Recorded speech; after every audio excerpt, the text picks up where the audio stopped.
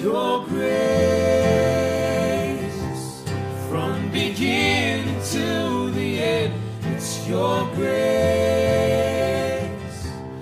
We will never comprehend why you drew the ones who ran from you. What can we do but offer you praise? Durante todo este tiempo nosotros venimos estudiando una serie, ¿sí?, que la habíamos titulado serie Los fundamentos de la fe cristiana, los fundamentos de la Iglesia de la Gracia, ¿no? O sea, básicamente lo que estamos haciendo es revisar los fundamentos históricos y al mismo tiempo los fundamentos de la Iglesia, ¿sí? Podríamos haber encarado muchísimos otros más temas, muchísimos otros. Incluso podríamos agarrar, por ejemplo, confesiones como la confesión de fe bautista de 1689, la confesión de Westminster, y ir estudiándolas y demás. No es el propósito ahora, sí lo vamos a hacer más adelante, por ahí vamos a ir revisando algunos puntos, porque es importante también considerarlo. Pero básicamente lo que estuvimos estudiando con esta serie es el Evangelio, ¿sí? O sea, básicamente lo que estudiamos durante todo este tiempo es el Evangelio y cómo el Evangelio se aplica en diferentes áreas, ¿no? O sea, cómo el Evangelio lo vamos aplicando en diferentes contextos, ¿sí? Entonces, estaba haciendo un repaso de las predicaciones que veníamos haciendo y podemos dividir esta serie en 3 etapas, ¿sí? Tuvimos una primera etapa, ¿sí? Siempre estuvimos estudiando la doctrina del Evangelio, esto es importante que lo tengamos claro. La primera etapa estudiamos en un marco, si se quiere decir, teórico de formación, ¿sí? Estudiamos el pecado, la justificación, la regeneración, y todo eso es información que adquirimos, ¿sí? O sea, es preguntarnos en relación a la palabra cómo una persona nace de nuevo, ir al texto y respondernos esa pregunta y tener toda esa formación por parte de la palabra, y eso es justamente la base de nuestro contenido, si se quiere poner como un título teórico, ¿sí? Ten cuidado, mi amor, te vas a golpear, ¿sí? En una segunda etapa seguimos estudiando el Evangelio y vimos cómo esta primera etapa de toda esta formación, si se quiere poner como un título, todo este marco teórico, se aplica en un ámbito personal, privado, ¿sí? Y ahí estuvimos estudiando series como el tema de hacer todo para la gloria de Dios, la santidad de la Iglesia, el testimonio, ¿sí? Y una tercera etapa, que fue la última que estuvimos viendo, es cómo el Evangelio se aplica en nuestras vidas de una manera externa, ¿sí? O sea, el testimonio, ¿sí? Que tiene que ver lo que estuvimos estudiando con respecto al libro de Timoteo, con relación a que toda la Escritura es inspirada por Dios, ¿sí? Con lo que estuvimos estudiando con relación al cristiano y las persecuciones, la tribulación, el hecho de cómo el testimonio se sostiene aún en etapas de persecución y de donde el cristiano sufre en este mundo, ¿sí? Entonces, esa básicamente es las 3 divisiones. Yo las anoté en esta ropa para que me quede más claro a mí también, pero me quedé de espaldas, ¿sí? Pero básicamente esa es la estructura. Siempre estuvimos estudiando el Evangelio, ¿sí? Es mirar el Evangelio y ver contenido de formación, ¿sí? Pero después mirar el Evangelio nuevamente y ver cómo esto se aplica a nuestra vida. Es mirar el Evangelio nuevamente y ver cómo se lleva a cabo en un testimonio hacia afuera, ¿sí? Siempre, de vuelta, es estar viendo el Evangelio. Y esta fue la serie que estuvimos estudiando con respecto a la serie de los fundamentos, ¿sí? Más adelante seguiremos estudiando y viendo temas más, si se quiere decir, de definición con respecto a lo que creemos, como por ejemplo, que pensamos en relación a la escatología, que pensamos en relación a otros temas, pero no lo quiero seguir como una serie de domingo tras domingo, sino que, por ejemplo, haciendo 3 predicaciones, un domingo haré una serie, y así durante un tiempo. Toma. Pero hay una última, que es la aplicación con la que quería cerrar esta serie y también este año, y es la necesidad de proclamar el Evangelio, ¿sí? Nosotros venimos estudiando el Evangelio, de vuelta, en un marco teórico, en un marco de aplicación personal, privada, y cómo esto afecta, pero también tenemos que ver la necesidad de proclamar el Evangelio, ¿sí? Entonces, vayamos al libro de Mateo, versículo 28, y vamos a estar estudiando esta mañana lo que la Reina Valera 60 titula como la Gran Comisión.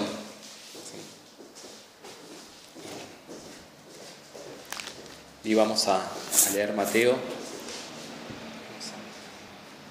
Dice los versículos Mateo 28 del 16 al 20.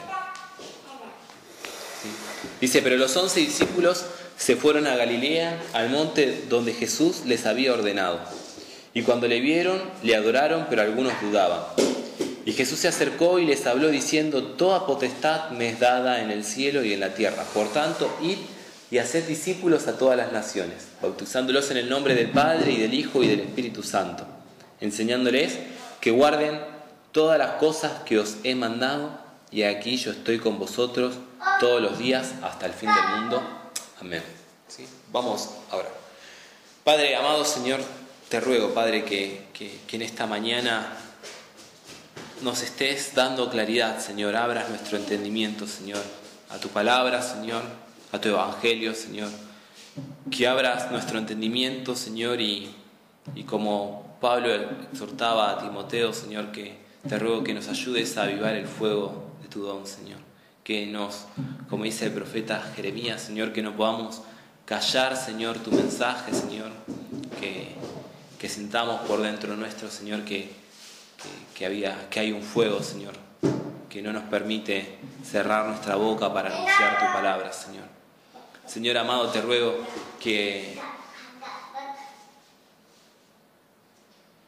esta motivación, Padre, que este anhelo de proclamar tu palabra, Señor, esté fundada, Señor, en ti, Señor. Que esté fundada en la revelación de tu Hijo, Señor, en la revelación y manifestación de tu gloria, Señor, en nuestras vidas. Señor, que nuestro testimonio, Señor, sea evidente, Señor, aún sin la necesidad de estar hablando explícitamente de Cristo, Señor. Que nuestras vidas, Padres, den gloria a tu nombre, Señor. Señor, para esto necesitamos de tu gracia, Señor. Necesitamos de tu guía, necesitamos de tu Espíritu Santo, Señor. Te ruego, Señor, que en esta mañana nos ayudes, Señor, a abrir tu palabra, Señor, y a entenderla. En tu nombre oramos, Jesús. Amén. Antes que nada, y antes de arrancar con el texto, quiero que veamos algunos detalles que hay en los 4 evangelios. ¿Sí? Algunos detalles que hay en el texto y en los 4 evangelios. ¿Sí? Hay algo que es importante. Cuando un pasaje de las Escrituras se menciona en los 4 evangelios, es porque el Espíritu Santo quiso remarcar, quiso que haya una intención de recordarlos. Uno puede leer, por ejemplo, el Evangelio de Mateo, Marcos y Lucas, que se le dicen los evangelios sinópticos, y va a haber relación en los relatos, ¿sí? Va a haber una correlación en el discurso, en los eventos, en los enfoques. Juan no, ¿sí? Por ejemplo, Juan tiene otra perspectiva, otro punto de vista. Juan quiere apuntar a otra gente, a otro público, tiene otra intención al escribir el Evangelio. Sin embargo, hay ciertos elementos que se dan en los 4, y uno es la Gran Comisión. En los 4 evangelios está el llamado de Cristo de ir y anunciar el Evangelio a todo el mundo, ¿sí? Entonces es algo importante a considerar. Vayamos al libro de Marcos, capítulo 16.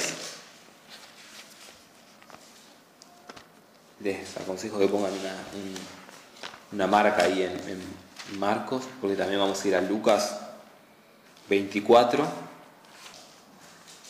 los versículos del 45 al 49, aunque tienen el contexto del 36. Y el Evangelio de Juan, capítulo 20, versículos del 19 al 23. ¿Querés leer, Mica, Marcos 16, del 14 al 18? Finalmente se apareció a los 11 mismos, estando ellos sentados a la mesa, y les reprochó su incredulidad y dureza de corazón, porque no habían creído a los que le habían visto resucitado. Y les dijo: id por todo el mundo y predicad el Evangelio a toda criatura. El que creyere y fuere será condenado. Y estas señales seguirán a los que creen. En mi nombre echarán fuera demonios, hablarán nuevas lenguas, tomarán en las manos serpientes, y si bebieren cosa mortífera no les hará daño. Sobre los enfermos pondrán sus manos y sanarán. Sí. Lucas, si querés leerlo, Diana, desde el... Desde el 45, del 45 al 49. Después vamos a estudiar el contexto de Lucas también. Entonces les abrió el entendimiento para que comprendiesen las escrituras, y les dijo: así está escrito, y así fue necesario que el Cristo padeciese y resucitase de los muertos al tercer día, y que se predicase en su nombre el arrepentimiento y el perdón de pecados en todas las naciones, comenzando desde Jerusalén. Y vosotros sois testigos de estas cosas. He aquí, yo enviaré la promesa de mi Padre sobre vosotros, pero quedaos vosotros en la ciudad de Jerusalén hasta que seáis investidos de poder desde lo alto. Y el Evangelio de Juan nos dice en el capítulo 20, versículos del 19 al 23, dice: cuando llegó la noche de aquel mismo día, el primero de la semana, estando las puertas cerradas en el lugar donde los discípulos estaban reunidos por miedo de los judíos, vino Jesús y puesto en medio les dijo: paz a vosotros. Y cuando les hubo dicho esto, les mostró las manos y el costado, y los discípulos se regocijaron viendo al Señor. Entonces Jesús les dijo otra vez: paz a vosotros. Como me envió el Padre, así también yo os envío. Y habiendo dicho esto, sopló y les dijo: recibid el Espíritu Santo. A quienes remitieren los pecados les son remitidos, y a quienes se los retuviereis les son retenidos.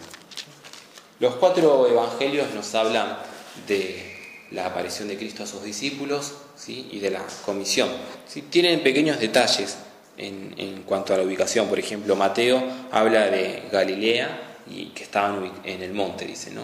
En el Evangelio de Galilea. Dice, se fueron a Galilea, al monte donde Jesús les había ordenado.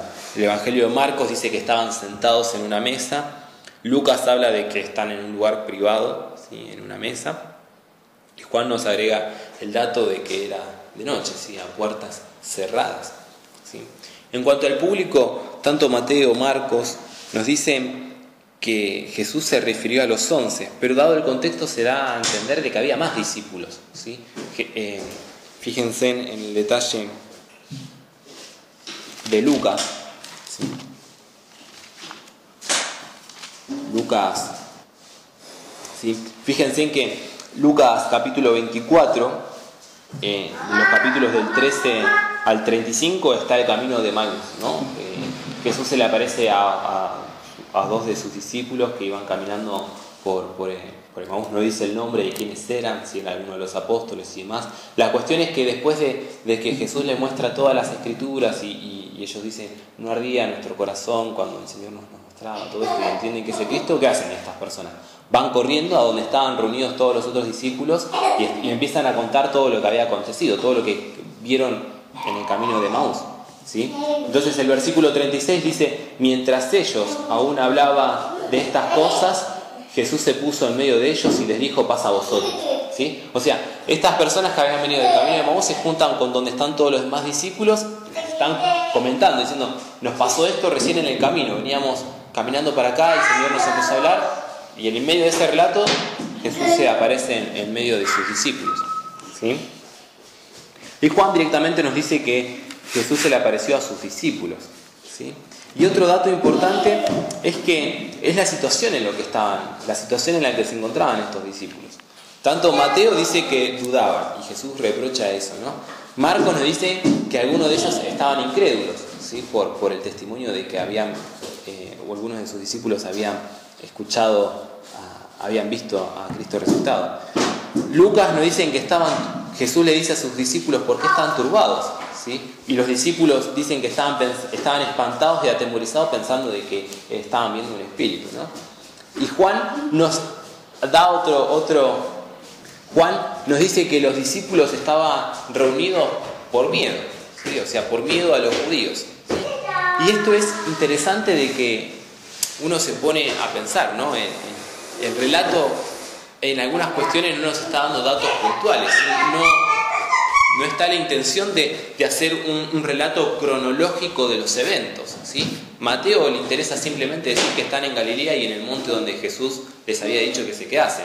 Juan dice simplemente que estaban reunidos a puertas cerradas por miedo a los judíos, ¿sí? No dice ni cuándo ni dónde, dice que era de noche, nada más, ¿sí? Entonces, el hecho de que el Espíritu Santo haya inspirado a estos autores y haya querido no hacer un relato cronológico de los eventos de la aparición de Cristo a sus discípulos, y sí haya registrado estos otros detalles, ¿sí? Nos muestra el carácter. Voy a leer una cita de MacArthur que dice: esta sencilla frase con respecto a Mateo, ¿no?, de que ellos dudaban.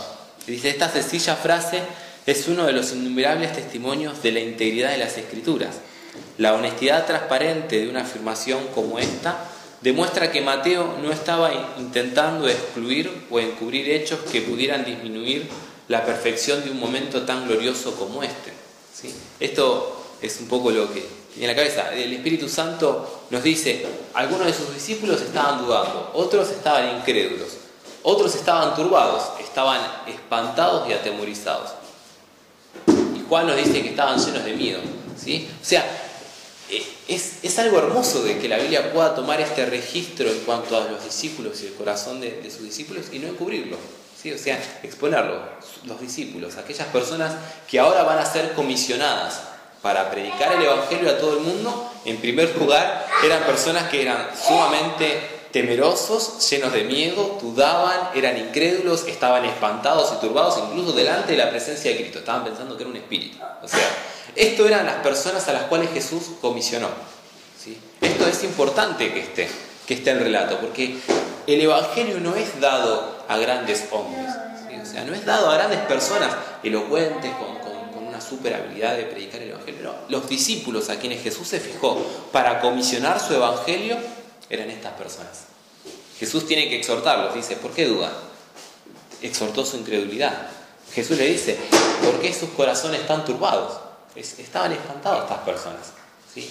De hecho, de vuelta, estaban reunidos por miedo a que los judíos los matasen, ¿sí? Eran las mismas personas que cuando estaban caminando por el camino de Emaús, su corazón estaba triste porque su maestro había muerto y no podían entender de que esas cosas eran necesarias que pasasen para que se cumpliese lo que las Escrituras habían dicho, ¿sí? Pero este es el carácter de las personas a las cuales Cristo comisiona su Evangelio, ¿sí? Ahora, volviendo al Evangelio de Mateo, hay ciertos detalles en el relato de Mateo que me gusta y quiero considerarlos también en esta mañana. Versículo 17, ¿sí? Dice de Mateo 28, también muestra el contexto, ¿no? Dice el versículo 17, dice los discípulos, ¿no? Y cuando le vieron, le adoraron, ¿sí? Y esto es, tengamos un pequeño paréntesis aquí: cuando le vieron, le adoraron, ¿sí? Yo me imagino el contexto, ¿no?, de los discípulos. Jesús había muerto hace 3 días, resucitó, se presenta en medio de ellos, donde les había dicho que esperasen. Algunos de los discípulos lo ven, pueden distinguirlo, porque esto es importante, lo que dice Mateo: le vieron, ¿sí? Esto es, le vieron es le reconocieron, lo identificaron, lo pudieron percibir que Él era Cristo, que pudieron ver. Entonces, al poder verlo, le adoraron, ¿sí? No hay relatos en los evangelios también de otros discípulos que no lo pudieron reconocer. Los caminantes de Emaús no lo reconocieron, caminaron hasta un largo rato hasta que pudieron verlo. Pero una parte de los discípulos le vieron y le adoraron, y otros dudaban. Imagínense el contexto, ¿no? La parte donde creo que la palabra éxtasis es un poco grande, pero es como la situación, el momento, las dudas, el gozo, la incredulidad, el adorar. Algunos le ven y adoran, y otros simplemente están llenos de incredulidad. ¿Es Él, el Cristo? ¿Qué es esto que está pasando? ¿Es un espíritu? ¿No es un espíritu? ¿Sí? Todo este Hay una parte que dice que de gozo lo creían, porque estaban tan contentos que no lo podían creer.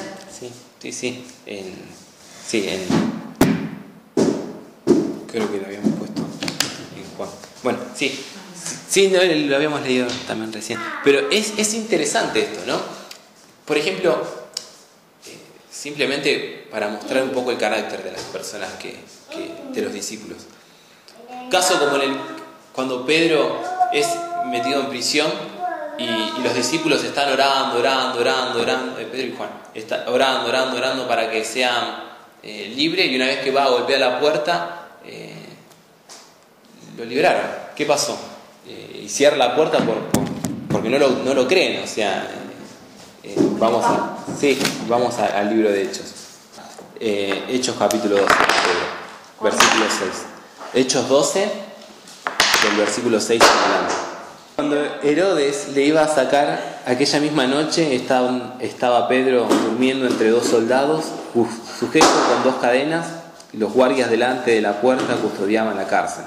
Y aquí que se presentó un ángel del Señor, y una luz resplandeció en la cárcel, y tocando a Pedro en el costado, le despertó diciendo: levántate pronto. Y las cadenas se le cayeron de las manos.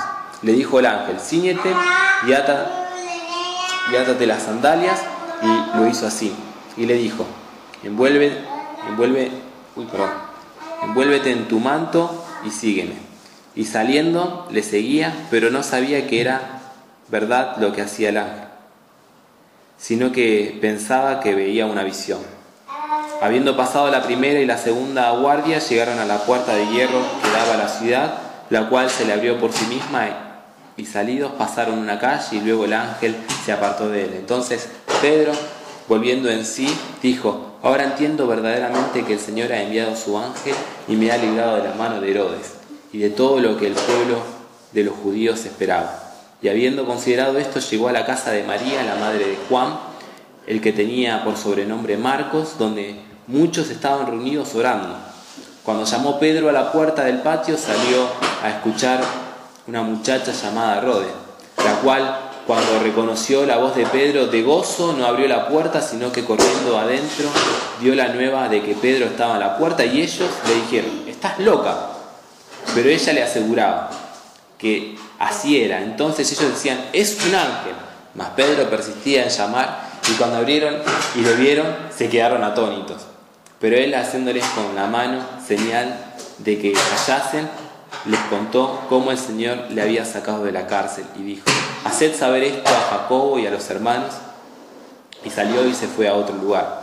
Luego, bueno, y después sigue el relato, ¿no? Pero preferían ver un ángel, ver un ángel, y no que su oración está claro. Esto es un poco el carácter de los discípulos, ¿sí? Aún incluso después de la gran comisión se sigue viendo en estos detalles, ¿sí? O sea, personas que están orando, velando en oración, y viendo el milagro en su puerta, y aún así asombrados, sin poder creerlo. Incluso, como dice Jesse, ¿no? Considerar antes de que puede estar un ángel en la puerta, antes que Pedro haya sido liberado. Y este es un poco lo que MacArthur dice, ¿no? en esta cita que cité, ¿no? Es un poco la integridad de las Escrituras. Las Escrituras no nos quiere ocultar este carácter humano de los discípulos, ¿sí? No, el Espíritu Santo, que es el autor de los Evangelios, nos muestra justamente esto. Algunos le adoran y otros están llenos de incredulidad, ¿sí? Y aún dentro de la... Cuidado, papi. Aún dentro de la iglesia va a haber hermanos que van a estar más gozosos por predicar el Evangelio, y otros que van a estar llenos de miedo y de temor, y esto va siempre a estar en juego. Este carácter y estas personalidades siempre van a estar dentro aún del cuerpo, ¿sí? Y esto es lo hermoso, que el Señor no la reprime. Nos dice, los discípulos estaban todos orando con una fe, sabiendo en el momento exacto que iban a llegar Él a medio de ellos, y cuando lo vieron se llenaron de gozo porque estaban con toda la certeza de que así iba a ser. No es ese el relato que tenemos de los evangelios, ¿sí? Entonces, al mencionarles esto, es también bajar el evangelio y la proclamación del evangelio a un plano más real, ¿sí? A un plano más humano, más cercano a nosotros, ¿sí? va a haber momentos en los cuales nosotros vamos a estar llenos de gracia para predicar el Evangelio y vamos a estar con gozos, así como los discípulos le vamos a ver y le vamos a adorar. Y va a haber momentos donde nosotros vamos a estar llenos de miedo, temor y vamos a estar hasta atónitos, ¿sí? Y esto es parte de lo que el Señor nos muestra, ¿sí? Ahora, Mateo, sigamos en el Evangelio de Mateo. ¿Por qué el Espíritu Santo deja este registro? ¿Sí? Porque la proclamación del Evangelio no está dado en el carácter de las personas que los transmiten, ¿sí? Versículo 18, Jesús se acercó y les habló diciendo, Mateo capítulo 28, versículo 18. Y Jesús se acercó y les habló diciendo, toda potestad me es dada en el cielo y en la tierra. ¿Sí? Jesús se presenta a sus discípulos y lo primero que les habla, les menciona, es que Él es absolutamente soberano. Toda potestad me es dada en el cielo y en la tierra. ¿Sí? Cristo se presenta a sus discípulos absolutamente soberano. Y por esta soberanía, por esta autoridad que Cristo tiene sobre el cielo y la tierra, dice el versículo 19, por tanto, id y predicad el Evangelio. Cristo se presenta y les dice, yo tengo toda potestad en el cielo y en la tierra. Toda potestad me es dada en el cielo y en la tierra. Por tanto, vayan y prediquen el Evangelio. ¿Sí? Filipenses capítulo 2, Filipenses 2, del 9 al 11, nos hablan de esta humillación y exaltación de Cristo. Un pasaje muy conocido, ¿sí? Dice, bueno, desde el 5, ¿no? Cuando dice, haya pues en vosotros este sentir que hubo también en Cristo Jesús, el cual siendo en forma de Dios, no estimó el ser igual a Dios como cosa a que aferrarse, sino que se despojó a sí mismo, tomando forma de siervo, hecho semejante a los hombres, y estando en condición de hombre, se humilló a sí mismo, haciéndose obediente hasta la muerte y muerte de cruz. Por lo cual Dios también le exaltó hasta lo sumo y le dio un nombre que es sobre todo nombre, para que en el nombre de Jesús se doble toda rodilla de los que están en los cielos y en la tierra y debajo de la tierra, y toda lengua confiese que Jesucristo es el Señor, para la gloria de Dios y el Padre. ¿Sí? Para la gloria de Dios Padre. Cristo ya había pasado su humillación, ¿sí? Él ya había terminado su tiempo en el cual se había hecho hombre, ya se había hecho obediente hasta la muerte y muerte de cruz. Ahora se está presentando a los discípulos como esta sección que dice Filipenses.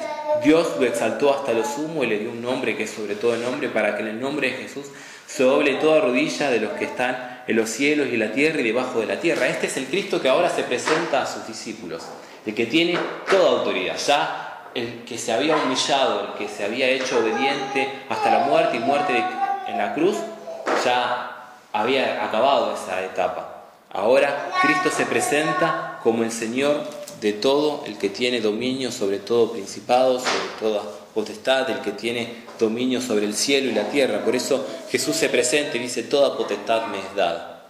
¿Sí? Estos discípulos que estaban, algunos gozosos, otros temerosos, otros con miedos, otros llenos de incredulidad, la primera afirmación que tienen de parte de Cristo es su soberanía. Y esta es la primera afirmación que nosotros debemos tener para predicar el Evangelio. Cristo es soberano, Cristo reina, Cristo es el dueño y Señor de la tierra y del universo. Y esta es nuestra certeza, esta es nuestra garantía.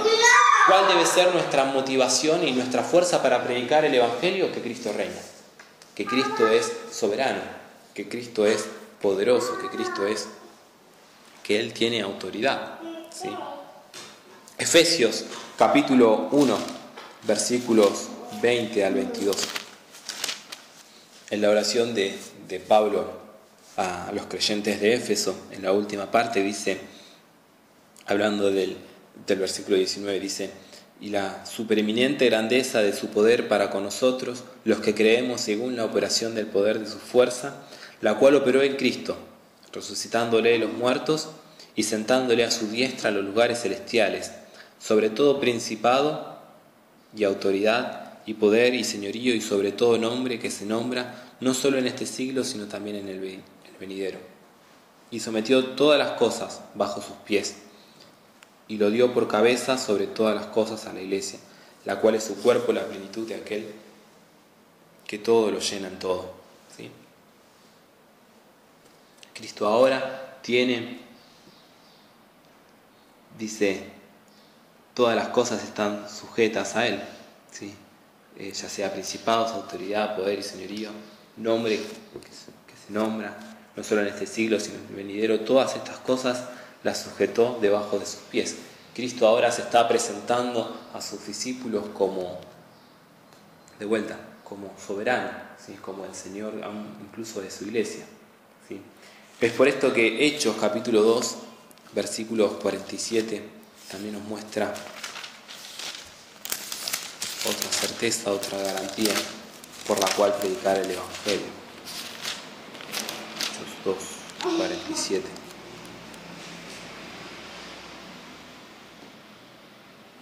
Bueno, después de la predicación de Pedro,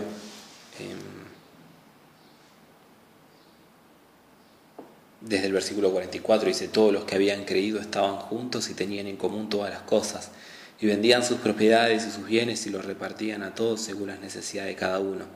Y perseverando unánimes cada día en el templo y partiendo el pan en las casas, comían juntos con alegría y sencillez de corazón, alabando a Dios y teniendo favor con todo el pueblo. Y el Señor añadía cada día a la iglesia los que habían de ser salvos.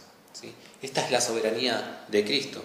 Cristo ahora está sentado sobre su trono, todo es bajo sus pies, todo está sujeto a sus pies. El Señor es el que se presenta ahora, Cristo se presenta ahora delante de su iglesia como soberano. Incluso Él es el que añade a su iglesia a aquellos que han de ser salvos.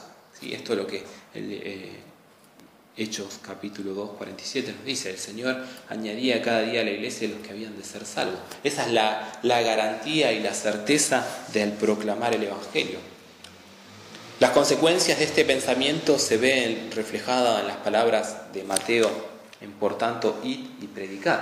¿Sí? El meditar en la soberanía de Cristo, el meditar en el poder de Cristo, el meditar en lo que Cristo ha ganado para su iglesia, el meditar en que Cristo es el que añade a su iglesia a aquellos que han de ser salvos, es la motivación que el versículo 19, si no me equivoco, de Mateo, el versículo 19 nos enseña: por tanto, id y haced discípulos a todas las naciones. ¿Sí? La base de esta autoridad está radicada en la soberanía de Cristo, ¿sí?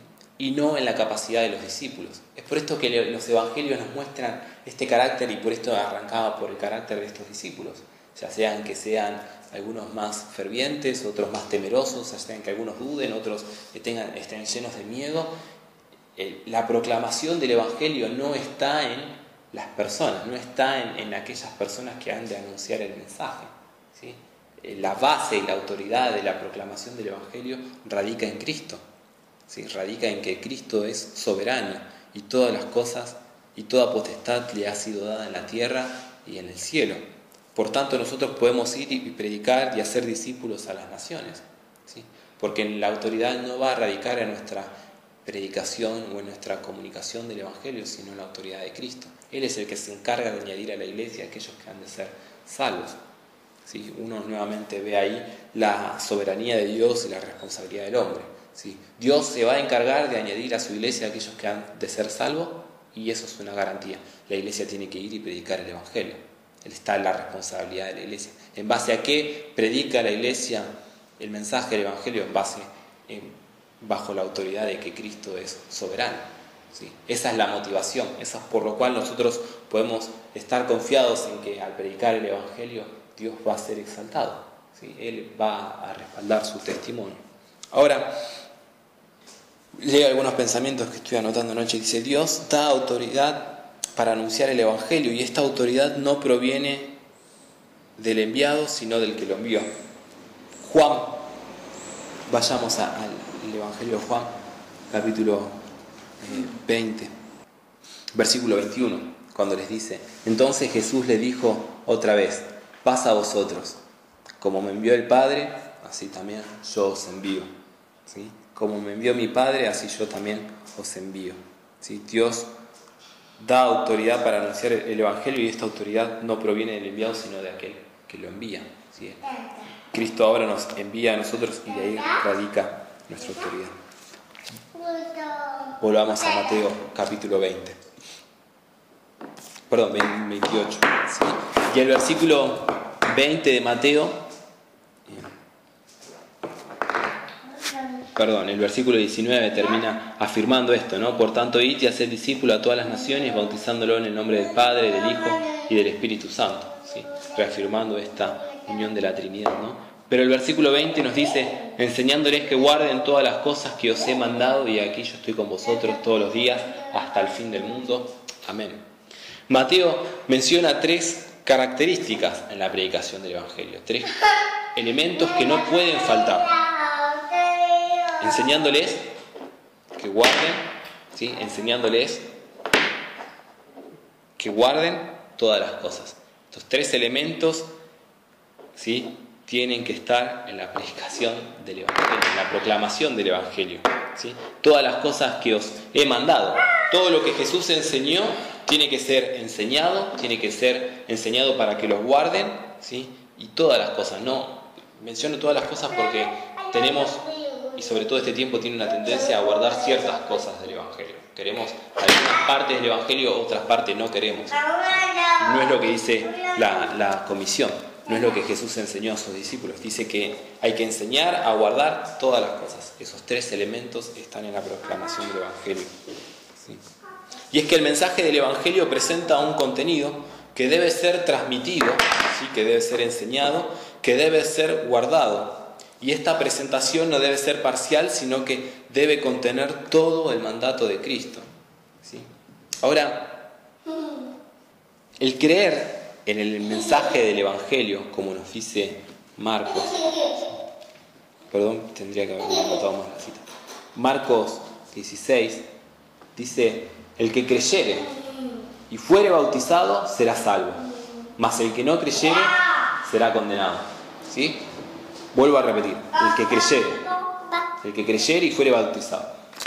El creer en el mensaje del Evangelio implica abrazar las enseñanzas, como dice, el guardar las enseñanzas de todo lo que Jesús ha enseñado. ¿Sí? El creer el mensaje del Evangelio implica abrazar los puntos anteriores, los que menciona Mateo. ¿Sí? Y este es el problema con el mensaje de salvación que nosotros escuchamos en este tiempo. El Evangelio es distorsionado, licuado, ayornado para ser más agradable, más presentable. Eso no es Evangelio. ¿Sí? Porque, ¿qué terminamos creyendo? El creer el mensaje del Evangelio implica conocer el Evangelio. Es algo, parece ridículo tener que mencionarlo, pero hay tanta distorsión con relación a esto que asombra. Y lo vuelvo a mencionar, el creer el mensaje del Evangelio implica conocer el Evangelio. Jesús dice, tienen que enseñarles todas las cosas que yo os he mandado. ¿Qué mensaje o qué Evangelio vamos a predicar si no se conforma a lo que Jesús ha enseñado?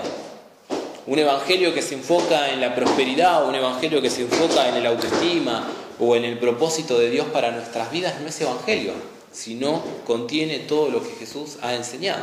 Es por eso que nosotros dedicamos una sección de 12 predicaciones.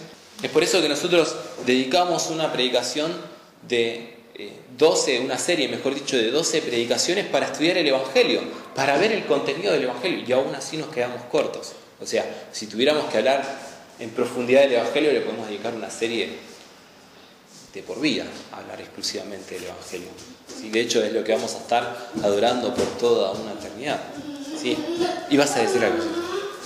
No, porque vos hablas de la prosperidad y de la autoestima, pero aún un Evangelio que no habla del arrepentimiento, que no hace que el oyente se sienta culpable por la transgresión de la ley, no solamente la transgresión de la ley, sino por, sobre todo esto, ¿no? Que es lo que hoy se quita, que el oyente no sienta dolor o culpa por haber blasfemado o haber ido en contra de Dios, ¿no?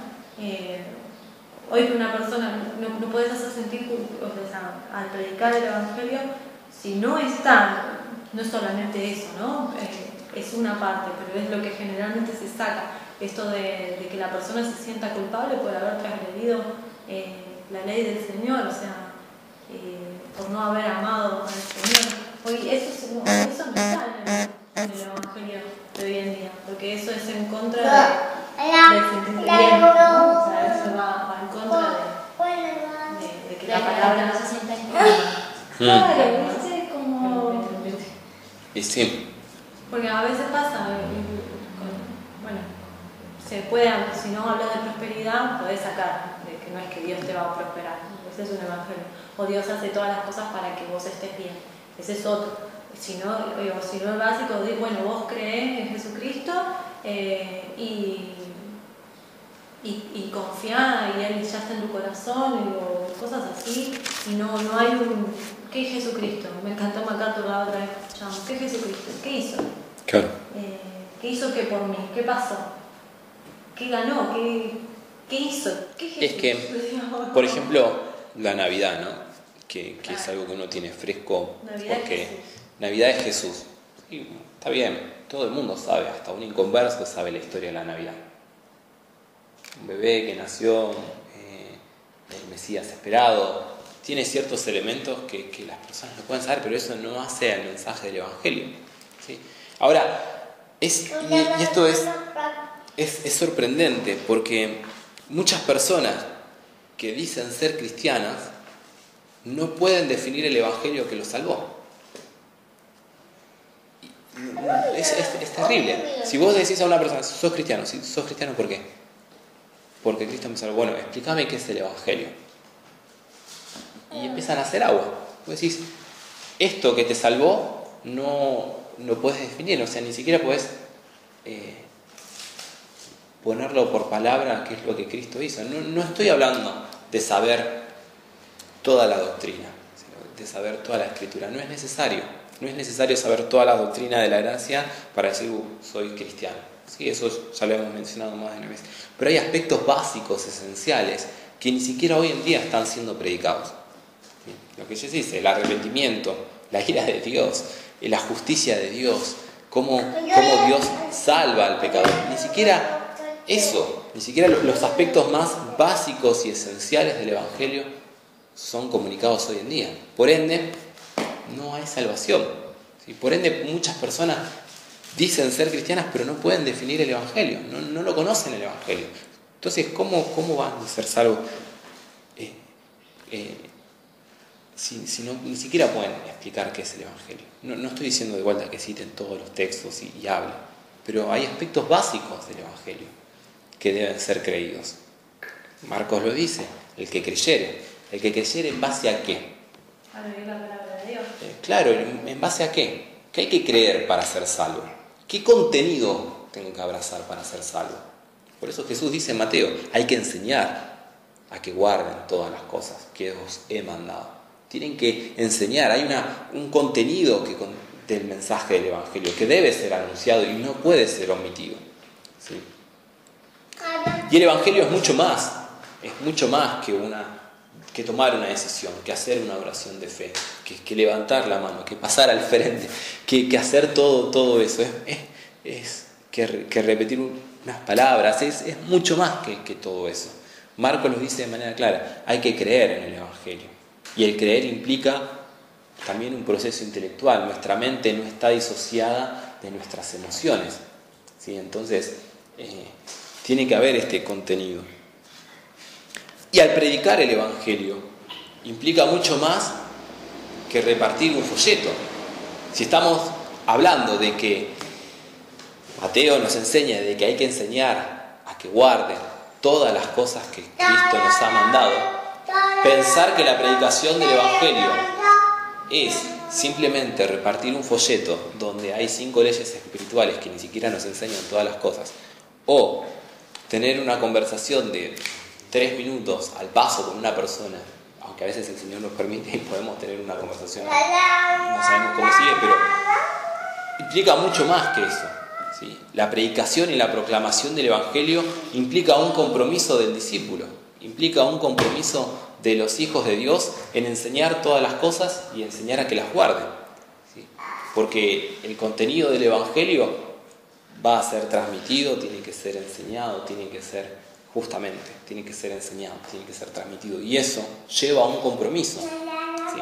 Imagínense la iglesia de Hechos al principio, antes de pasar la primera persecución, mejor dicho, cuando pasan la primera persecución con Esteban. Aquellos que predicaban el mensaje del Evangelio eran mercaderes, eran esclavos, eran personas que diría la sociedad del vulgo, ¿sí? Personas sin mucha instrucción. Simplemente eran personas que en su testimonio diario iban compartiendo el Evangelio con aquellas personas que tenían de manera cercana. Y esto es un desafío para nuestra sociedad, es un desafío para nosotros. Nosotros hoy en día lo que menos tenemos es tiempo. Ayer veíamos una serie con Jesse en el cual ponían una persona, decía, bueno, yo lo que puedo ofrecer es mi tiempo. ¿No? Yo digo, wow, tiene que ser como, no sé, ¿cómo que te dije? Un multimillonario, no sé, porque poder decirle a una persona, yo lo que te ofrezco es mi tiempo, es como, en este tiempo, en este contexto donde lo que menos tenemos es justamente tiempo para compartir, es terrible, ¿sí? Nuestra sociedad nos lleva a no tener un hueco de horarios. Trabajamos, estudiamos, corremos, hacemos un montón de actividades en el medio y terminamos la semana sumamente estresados, ¿sí? Pero la predicación del Evangelio, la proclamación del Evangelio, el compartir, el enseñar, ¿sí? Va a implicar un compromiso, ¿sí? Y esto es una mentalidad y una idea que se tienen que hacer a la hora de predicar el Evangelio, porque van a compartir el Evangelio, las personas van a escuchar el Evangelio y después como si van a tener que enseñarle a guardar todas las demás cosas, ¿sí? Y ahí está, y eso es la gran comisión, eso es el ir y hacer discípulos, el ir y proclamar el mensaje de Cristo. Las respuestas de parte del creyente, según Marcos, nos dice que el que creyere y fuere bautizado será salvo. El bautismo, ¿sí? Es una respuesta de aceptación o una respuesta de obediencia de parte de la persona que escucha el mensaje del Evangelio, y el bautismo no es más ni menos que la incorporación de una persona en la iglesia local. Cuando una persona es bautizada quiere decir que pertenece a una iglesia local, que pertenece al cuerpo de Cristo, por ende sigue aprendiendo el mensaje del Evangelio, ¿sí? El mensaje del Evangelio no es solamente para los incrédulos, el mensaje del Evangelio es para el creyente. Nosotros estuvimos estudiando esto a lo largo de la serie. El mensaje del Evangelio tiene implicaciones en nuestra vida privada, tiene implicaciones en nuestra forma de andar, tiene implicaciones en cómo entendemos las Escrituras, atraviesa todo el creyente, atraviesa toda la vida del cristiano. Entonces, entender que el bautismo, la incorporación de una persona a la iglesia local, la persona sigue después creciendo en el mensaje del Evangelio. El mensaje del Evangelio no es algo acabado, no es algo que nosotros podemos decir, esto es el ABC del Evangelio, vos querés esto y ya está. Después pasamos a algo más sólido, algo más maduro, ¿sí? El mensaje del Evangelio es todo para nuestras vidas y es todo para lo que necesitamos para caminar, es todo lo que nosotros necesitamos para andar conforme a Cristo, es lo único que necesitamos, ¿sí? Entonces, la incorporación del creyente sigue aprendiendo, sigue incorporando todo lo que Cristo ha mandado y sigue aprendiendo a guardarlo. De hecho, nosotros aún seguimos aprendiendo a guardar todo lo que Cristo nos ha mandado, ¿sí? Ahora Marcos aclara y dice, el que creyere y fuere bautizado será salvo, mas el que no creyere será condenado, ¿sí? Y me gusta esta aclaración porque el bautismo no es algo que salve, ¿sí? No es un elemento salvífico, ¿sí? El bautismo es simplemente una respuesta en obediencia. Tenemos el ejemplo de Simón el mago que se bautizó y después los apóstoles les exhortan y dice, tu corazón está esclavizado, está oscurecido, entenebrecido, ¿sí? Ruega a Dios que te salve, ¿sí? Entonces el bautismo, aún para las Escrituras, no es un elemento salvífico como por ejemplo puede creer el pueblo católico. Marcos es claro, la separación y la diferencia entre una persona salva y una persona no salva es si cree o no a Cristo, si cree o no el mensaje del Evangelio. El que creyere será bautizado, mas el que no creyere será condenado, ¿sí? La condenación está en no creer el mensaje de Cristo, no en que no sea bautizado, ¿sí? Ahora, ¿quiénes deben anunciar el Evangelio? ¿Sí? Una respuesta muy obvia es que son los discípulos, ¿sí? La comisión es a todos los que son discípulos de Cristo. Ahora, Dios da dones a algunas personas para tener una gracia especial para anunciar el Evangelio, ¿sí? Dios dio dones a la iglesia, pastores, maestros, evangelistas, ¿sí? Están dentro de los dones de la iglesia. Hay algunas personas que van a tener el don de parte del Señor para poder anunciar el mensaje del Evangelio de una manera especial. Pero el mensaje del Evangelio es para todos los discípulos. Aclaro esto porque hace un tiempo estoy hablando por mi trabajo con una persona que estaban enseñando en su congregación que solamente los que tienen el don del evangelismo son los que pueden predicar el Evangelio. El resto de la congregación simplemente escucha. Y me llamó la atención y digo, bueno, mejor antes por la duda lo aclaro. El llamado a la gran comisión es a todos los discípulos. Todas las personas están llamadas a predicar el Evangelio. Todas las personas están llamadas a pastorear. Todos estamos llamados a ministrarnos unos a otros. Dios da dones especiales y específicos. A algunos le da el don de la enseñanza, a otros le da el don de la predicación, a otros le da el don de la proclamación del Evangelio, a otros le da el don de poder hospedar y de ser serviciales con los hermanos. Son diferentes dones, capacidades, pero todos tenemos el mismo llamado a anunciar el Evangelio. Sin embargo, Juan es más específico, ¿sí? Juan capítulo 20, versículo 22, y Lucas también son mucho más específicos. Dice, y habiendo dicho esto, sopló y les dijo, recibid el Espíritu Santo. ¿Sí? ¿Quiénes pueden predicar a Cristo? Aquellos que han recibido al Espíritu Santo. Lucas hace una aclaración, y ahora voy a hablar un segundo con relación a esto para que no haya distorsión. Lucas dice,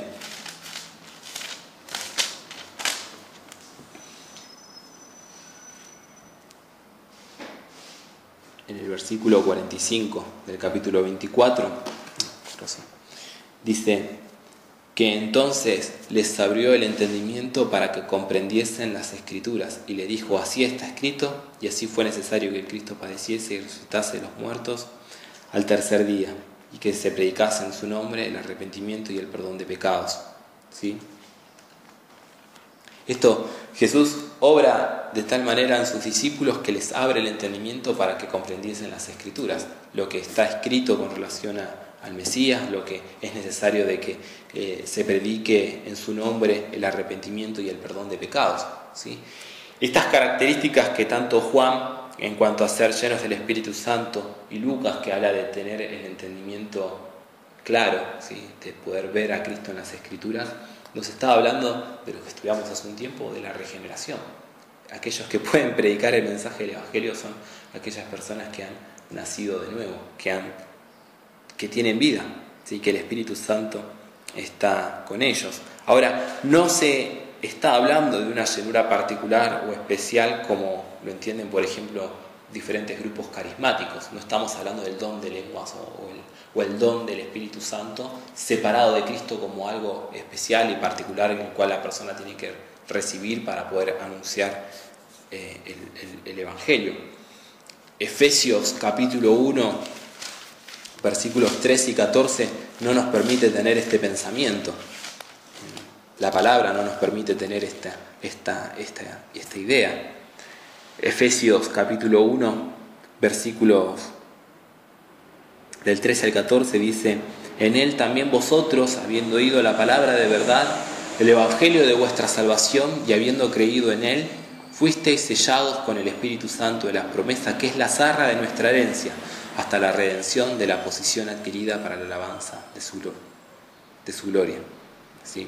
El haber oído la palabra de verdad, el evangelio de la salvación, y haber creído en el mensaje de Cristo, en el mensaje del evangelio, nos da la garantía de ser sellados por el Espíritu Santo. De hecho, es el don de Dios de poder creer en el mensaje de Cristo, ¿no? Es un don que Dios da, es una gracia. Pero Efesios nos muestra que está unido, nuestra unión con Cristo y las arras del Espíritu Santo, que es nuestra herencia hasta la redención de la posición adquirida para la alabanza de la gloria de su gracia. No hay una separación entre Cristo y el Espíritu Santo. Aquellos que están unidos a Cristo tienen la llenura del Espíritu Santo. Aquellos que tienen el Espíritu Santo es porque han creído a Cristo. No hay una llenura especial o particular o extra del Espíritu Santo para aquellas personas que necesiten ser comisionadas para predicar el mensaje del Evangelio. Simplemente tienen que haber recibido a Cristo, ser salvos, ¿sí?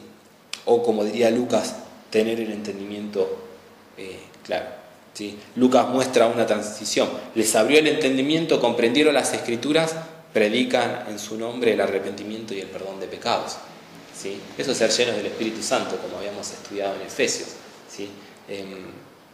Que la palabra Efesios y Colosenses nos muestran que la llenura del Espíritu Santo es que las palabras de Cristo moren en abundancia en nuestros corazones. Entonces, el comprender las Escrituras, ¿sí? Que Cristo abra el entendimiento es lo mismo que la regeneración, el velo es quitado, ¿sí? Comprenden las Escrituras y por ende predican el arrepentimiento y el perdón de pecados, ¿sí? ¿Fue claro esto? ¿Sí? Me están mirando todos así como... Mateo... Sí. Mateo 28, versículo 20, nos dice al final: He aquí, yo estoy con vosotros todos los días hasta el fin del mundo.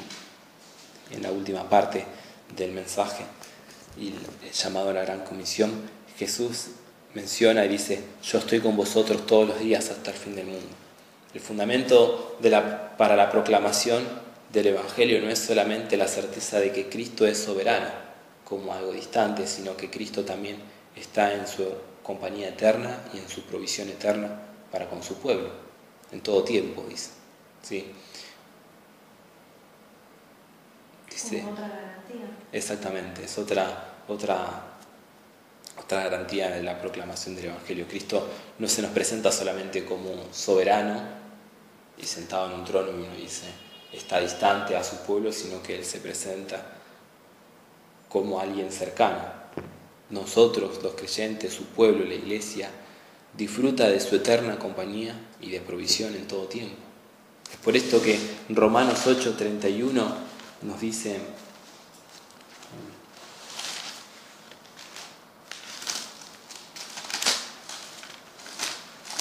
Romanos 8:31 nos dice: ¿qué pues diremos a esto? Si Dios es por nosotros, ¿quién contra nosotros? Después sigue afirmando: el que no escatimó ni a su propio Hijo, sino que lo entregó por nosotros, ¿cómo no nos dará también con Él todas las cosas? ¿Quién acusará a los escogidos de Dios? Dios es el que justifica. ¿Quién es el que condenará? Cristo es el que murió, más aún el que también resucitó y el que además está a la diestra de Dios, el que también intercede por nosotros. ¿Quién nos separará del amor de Cristo? ¿Tribulación, angustia, persecución, o hambre, o desnudez, o peligro, o espada? Como está escrito, ¿sí?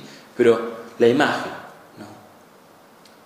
¿Quién es el que condenará? Cristo es el que murió, más aún el que también resucitó y el que además está a la diestra de Dios, el que también intercede por nosotros. Cristo no solamente, como dice al principio del versículo 18 de Mateo, no solamente está puesto, no solamente tiene toda potestad sobre los cielos y la tierra, sino que también nos está dando su compañía. Vosotros, dice,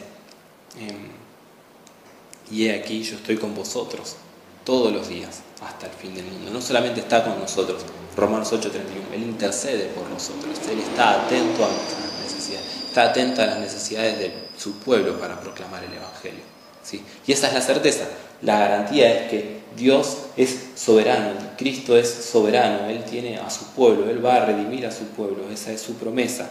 Él va a acompañar a su pueblo en la proclamación del Evangelio. ¿De qué manera? En su provisión, en su compañía, en interceder por su pueblo. ¿Sí? Esa es como la perseverancia de los santos. El que creyó, como si te dio el don de fe, de creer, no te va a dar también de poder santificarte, ¿no? No te vas a santificar y eso es la gloria.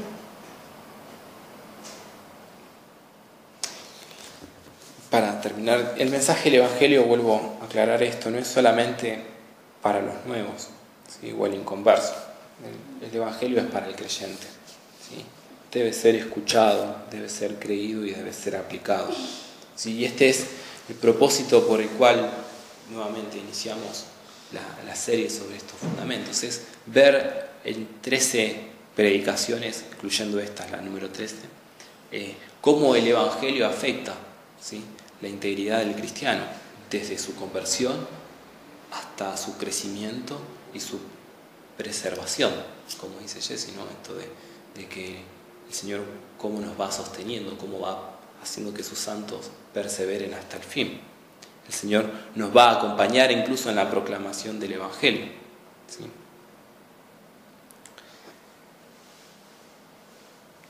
Romanos, capítulo 1. Este pasaje es el último, creo. Sí. Romanos, capítulo 1, versículos 16 y 17. Dice: porque no me avergüenzo del Evangelio, porque es poder de Dios para salvación a todo aquel que cree, al judío primeramente y también al griego. Porque en el Evangelio la justicia de Dios se revela por fe y para fe, como está escrito: mas el justo por la fe vivirá. ¿Sí? Dice Pablo que no se puede avergonzar del Evangelio, porque el Evangelio es poder de Dios.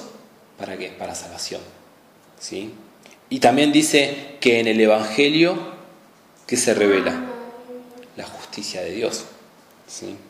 La justicia de Dios es revelada por fe y para fe, porque el justo por la fe vivirá, ¿sí? Ahora, es terrible. Si nosotros consideramos lo que Pablo está diciendo acá, el Evangelio es poder de Dios para salvación, y en el Evangelio la justicia de Dios es revelada, el carácter de Dios es revelado. La Iglesia está llamada a proclamar y defender el Evangelio, ¿sí? Y esto es una serie que realmente estoy pensando seriamente en iniciarla próximamente después de esta, la necesidad de proclamar y predicar el Evangelio. Defender y proclamar el Evangelio, ¿sí? ¿Por qué? Porque en el Evangelio está el poder de Dios para salvación. Una distorsión del mensaje del Evangelio nos lleva a un camino diferente al que el de la salvación. Una distorsión en lo que revela el Evangelio, dice Pablo claramente, el Evangelio revela la justicia de Dios. Si el Evangelio es utilizado para revelar otra cosa, no está llevando a salvación, está distorsionando el mensaje de Cristo, está distorsionando lo que la palabra dice, y de hecho Pablo les dice a los Gálatas: sea anatema, ¿sí? Sea anatema, caiga maldición de Dios sobre estas personas que pervierten el mensaje del Evangelio. ¿Por qué? Porque el Evangelio es poder de Dios para salvación, y en el Evangelio la justicia de Dios es revelada, el carácter de Dios, los atributos de Dios son revelados en el Evangelio por fe y para fe, para que podamos creer, ¿sí? Como dice y como está escrito: mas el justo por la fe vivirá, ¿sí? Por eso también es importante que entendamos la importancia y las implicaciones que tiene el entender el Evangelio, ¿sí? La aplicación del Evangelio en nuestras vidas y la proclamación del Evangelio. El Evangelio es poder de Dios para salvación, ¿sí? Es poder de Dios para salvación. Y de vuelta, si retomo y concluimos con todo lo que estamos viendo hoy, el carácter del Evangelio y el llamado a predicar el Evangelio es una comisión que nos es dada, es algo que nos es entregado, no por nuestra propia capacidad de poder comunicarlo, ¿sí? Como dice Pablo, Dios nos ha dado este tesoro en vasos de barro. Nosotros somos esto, somos vasos de barro, somos como los discípulos, incrédulos, con miedo, algunos más gozosos, otros con dureza en sus corazones, ¿sí? Pero el Evangelio tiene que ser proclamado, el Evangelio ha de ser anunciado, y la certeza que nosotros tenemos para proclamar el Evangelio es que Cristo es soberano, de que Él tiene a su pueblo, de que Él va a redimir a su pueblo, de que Él va a acompañar a su iglesia todos los días hasta el fin del mundo, ¿sí? De que Él va a añadir a su pueblo quienes han de ser salvos. La salvación depende de Cristo, ¿sí? Nosotros debemos anunciar el mensaje del Evangelio, ¿sí? Porque en el Evangelio la justicia de Dios es revelada. ¿Qué debemos hacer? Enseñar todo lo que Cristo nos ha enseñado, nos viene enseñando. Eso es proclamar el Evangelio, eso es predicar a Cristo. ¿De qué manera lo podemos hacer? Como lo hemos estado estudiando, de muchas maneras. ¿Sí? Incluso nuestro testimonio, nuestra forma de andar, nuestra vida va a reflejar el testimonio del Evangelio. ¿Sí? Por eso que el Evangelio se aplica también a nivel personal, nuestra vida, nuestra santidad, nuestro modo de andar, nuestra forma de dirigirnos. ¿Sí? El Evangelio va a afectar nuestra vida y eso también va a afectar nuestro contexto inmediato. ¿Sí? Oramos.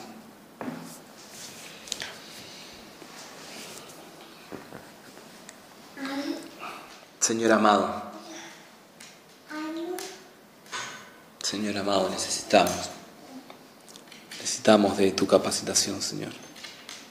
Necesitamos de tu guía, Señor. Necesitamos de tu gracia, Señor. Padre,